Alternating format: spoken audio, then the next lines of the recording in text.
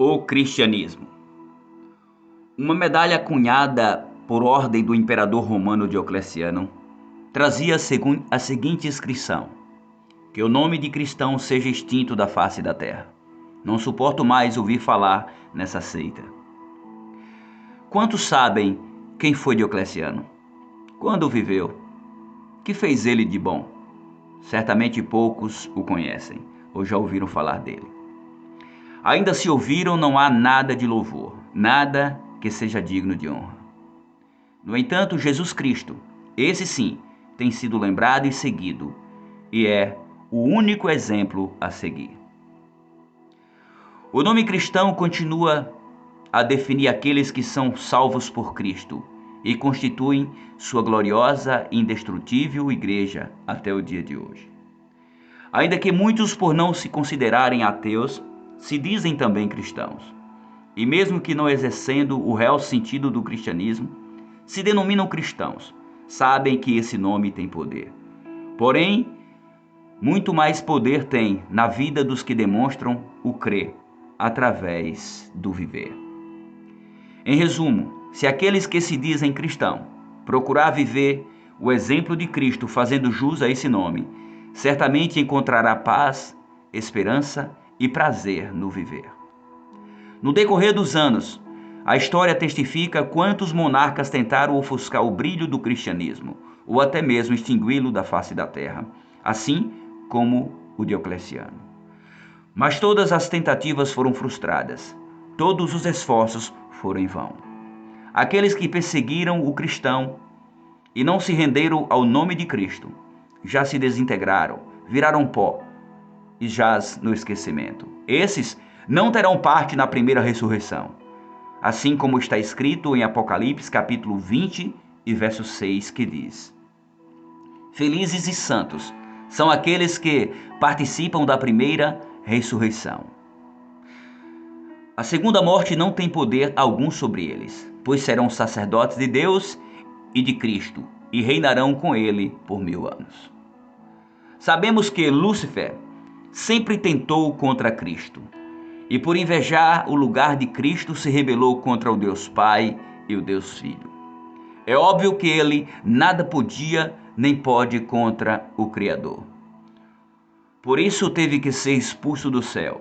Por sua rebeldia foi lançado para a terra, foi expulso da morada de Deus. E infelizmente, com sua sedutora lábia, conseguiu seduzir a terça parte dos anjos, que consequentemente foram expulsos junto com ele. Mas ele é teimoso, ele é tinhoso e não desiste fácil. Ao chegar na terra, investiu contra a obra-prima de Deus. E o pior, ele obteve êxito. Os nossos primeiros pais fracassaram e caíram diante das investidas de Satanás. Desde então, ele tem feito de tudo para tentar destruir os seguidores de Cristo. Através de reinos e nações pagãs, ele tem atentado contra o cristianismo.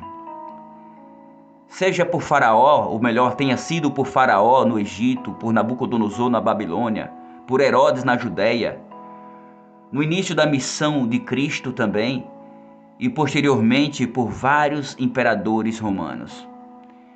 Satanás sempre tentou destruir o cristianismo, isto é fato. E hoje ele continua tentando, porém de forma sorrateira e disfarçada. Existe um ditado popular que se diz: se você não pode contra seu inimigo, junte-se a ele. Foi justamente isso que aconteceu. Desde que o imperador Constantino se converteu parcialmente, de forma superficial, ao cristianismo, tem sido difícil identificar quem verdadeiramente é um fiel cristão.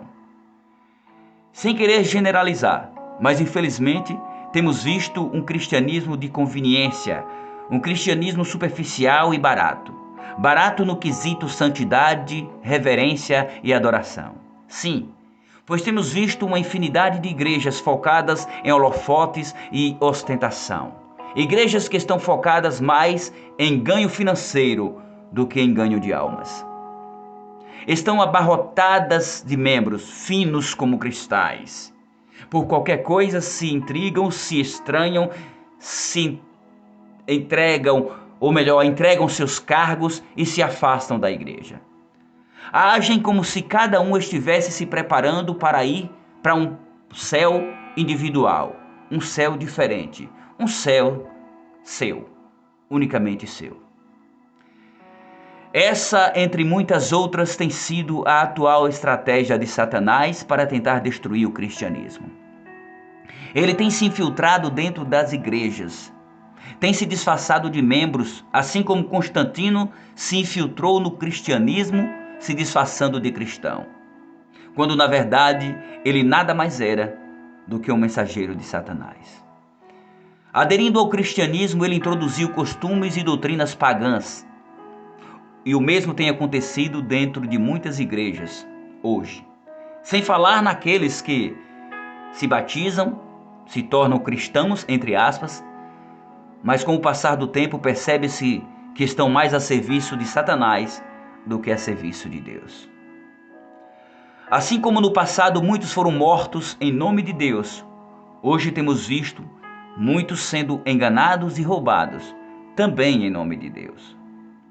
E o que fazer para ser um fiel cristão diante de tanta enganação e tanta sedução?